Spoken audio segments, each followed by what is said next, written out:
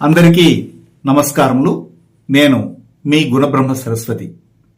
ఒక కుటుంబ పరంపరలో కృతిక, పుబ్బ, మూల, రేవతి నక్షత్రాల్లో మళ్ళీ పుడుతూ ఉంటే ఆ కుటుంబంలో కుజ కార్మిక రిజిస్ట్రీ బలంగా ఉందని మనము డిఎన్ఏ ఆస్ట్రాలజీ ప్రకారంగా చెప్తాం.